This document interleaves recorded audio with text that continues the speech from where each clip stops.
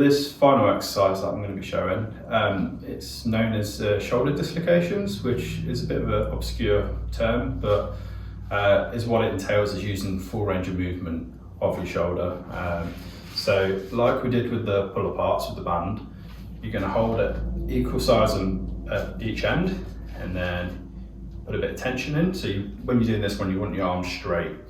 And same cues as the last exercise, so feet shoulder width, core engaged, head up, eyes forward, and then everything in line if you can.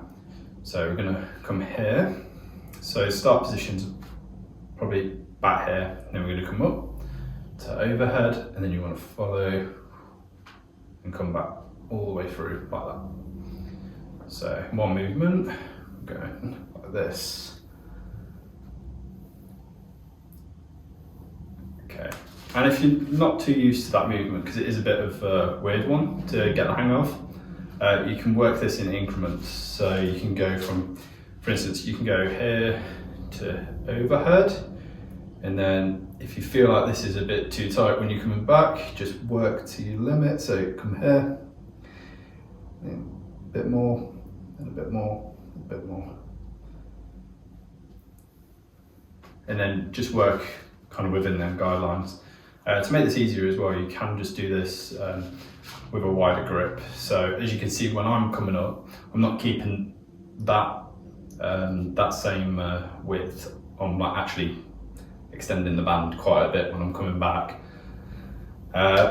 So yeah, that's a great one for using the full range of movement, because at the bottom of the movement is where you come back around. So it's not just all a backwards movement, it's also a forwards movement as well. From a side view, I'll show you. So going here, and then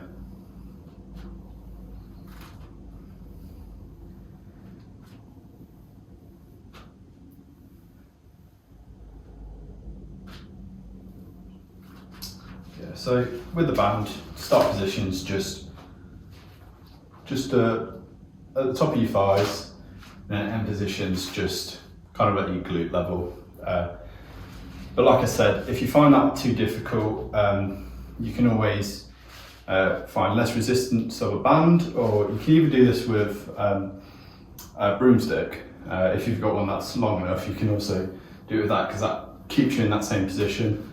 But if you find you don't have any, you can also just do this yourself, just going through this movement. It's probably a bit easier to do it one arm at a time if you're doing it that way. But like I say, using bands is probably the best thing to work on strengthening the muscles that involve that whole movement. For this, I'm going to recommend about 8 to 10 repetitions and 2 to 3 sets of this. Just because it can be a bit awkward, and it can take a bit of practice to get used to it, but the more you do it, it's like anything, the better you'll get at it and you'll find it a bit more comfortable.